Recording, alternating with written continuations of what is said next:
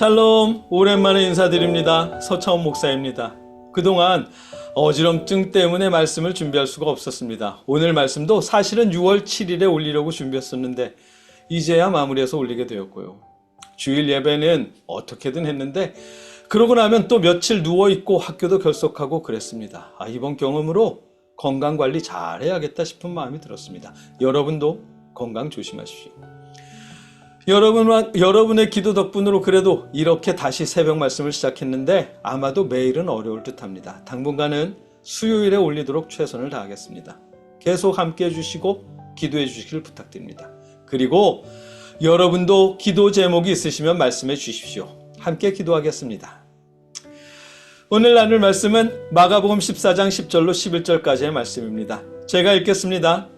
12제자 가운데 하나인 가룟 유다가 대제사장들에게 예수를 넘겨줄 마음을 품고 그들을 찾아갔다.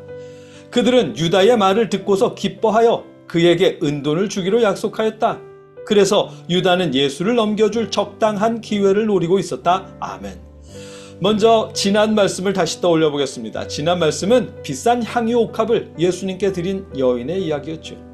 제자들은 그 여인을 타박했고 예수님은 그 여인을 칭찬하셨습니다. 그러면서 내가 진정으로 너희에게 말한다. 온 세상 어디든지 복음이 전파되는 곳마다 이 여자가 한 일도 전해져서 사람들이 이 여자를 기억하게 될 것이다 라고 말씀하셨습니다.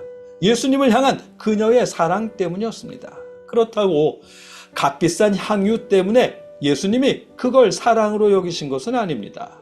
그녀가 알았든 몰랐든 향유를 드린 그 일이 예수님의 장례를 준비하는 의미였기 때문에 그것을 사랑으로 여기셨을 것입니다. 그래서 이 여자는 자기가 할 수 있는 일을 하였다. 곧 내 몸에 향유를 부어서 내 장례를 위하여 할 일을 미리 한 셈이다. 이렇게 말씀하셨습니다. 간혹 값비싼 향유를 강조하면서 예수님을 사랑한다면 값비싼 것을 교회에 드려라 하고 말하는 사람들도 있지만 그런 말에 현혹당하지 마십시오. 주님께서 그런 걸 바라고 우리를 위해 죽으신 건 아니잖아요. 예수님이 바라시는 예수님을 향한 사랑은 이웃을 내 몸처럼 사랑하는 것입니다.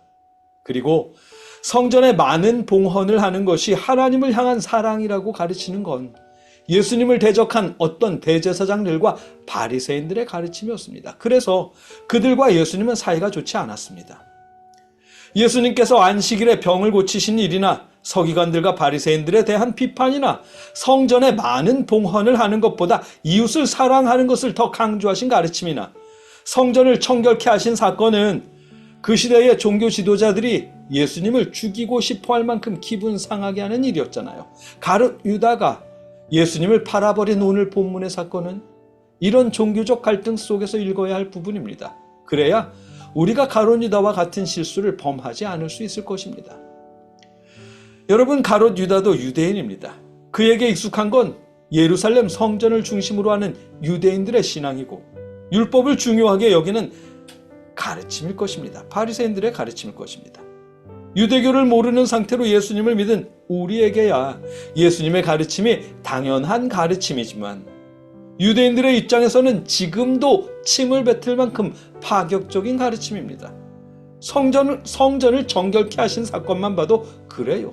대제사장도 아닌 목수가 감히 거룩한 성전에서 하나님께 정결한 짐승을 드리도록 제사 짐승을 바꿔주는 일을 하는 사람들에게 도둑질에 비유하다니요. 성전을 도둑의 소굴로 만들었다며 성전 뜰을 뒤집어 엎다니요. 대제사장도 아니고 유명한 종교 지도자도 아닌 나사렛 출신의 목수가 감히 성전에서 그런 일을 하다니요. 그 시대에 종교적 개념으로 있을 수 없는 일입니다. 예를 들면 요즘도 그렇잖아요. 대형 교회들의 목회 세습이나 교회를 프랜차이즈처럼 지점을 늘리는 일이나 교회가 불법 증축을 하고서 버티는 일이나 농촌 선교를 그만하겠다는 총회의 결정이나 이런 결정들 주님의 가르침과는 한참 멀리 떨어진 결정들입니다. 만일 그 교회나 교단에 속한 젊은 교역자가 이런 일들을 잘못된 일이라며 들고 일어난다면 과연 교회나 총회를 뒤로 하고 젊은 교역자 편에 서는 교인이 몇 명이나 되겠어요? 대부분 교회와 총회 편에 서겠지요. 예수님을 대제사장들에게 넘긴 가롯 유다의 결정도 그와 다르지 않은 결정입니다. 대제사장들은 오랜 전통으로 이어진 직책이고 그만큼 종교적 권위도 가지고 있습니다. 반면에 예수님은 신앙적 주류도 아니었고 종교적 권위도 없는 분입니다.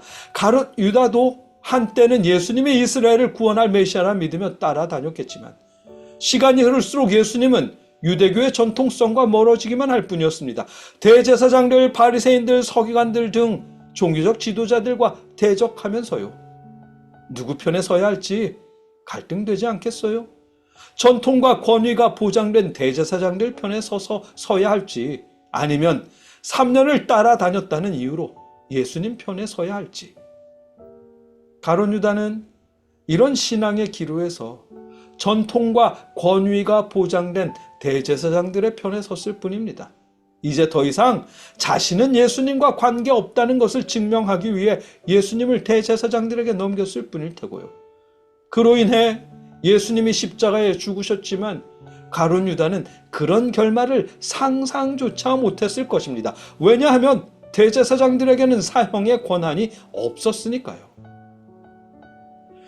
향유를 부은 여인은 의도치 않고 향유를 부었는데 또 가롯 유다는 예수님과의 관계를 끊는다는 의미로 예수님을 대제사장에게 넘겼을 뿐인데 하나는 예수님의 장례를 준비한 일이 되었고 다른 하나는 예수님을 십자가에 죽게 만드는 일이 되었을 뿐입니다. 가롯 유다는 그런 결과를 의도하지 않고 그저 신앙의 기로에서 종교적 전통과 권위를 선택했을 뿐이고요. 이런 신앙적 기로에 서는 일, 우리도 경험하게 될 일입니다. 앞서 예를 든 일이 그런 경우고요. 그럴 때 가롯 유다의 선택을 반복하지 않기를 바랍니다. 교회에 순종하는 것이 하나님께 순종하는 것이라는 믿음, 귀하고 소중한 마음이지만 그러나 교회의 선택이 예수님의 가르침과 다르다면 다투지 말고 그 교회를 떠나 예수님의 가르침을 따르십시오. 여러분과 제가 신앙의 기로에서 예수님의 말씀을 선택할 수 있기를, 그런 지혜와 용기를 하나님께서 여러분에게 주시기를 주님의 이름으로 기원합니다. 함께 기도하겠습니다. 하나님, 때론 교회가 가르쳤으니 그저 옳은 일인 줄 알고 받아들일 때가 있습니다. 그럴 때 우리에게 지혜를 주시옵소서. 예수님의 가르침을 발견하고 주님을 따를 수 있도록 인도해 주시옵소서.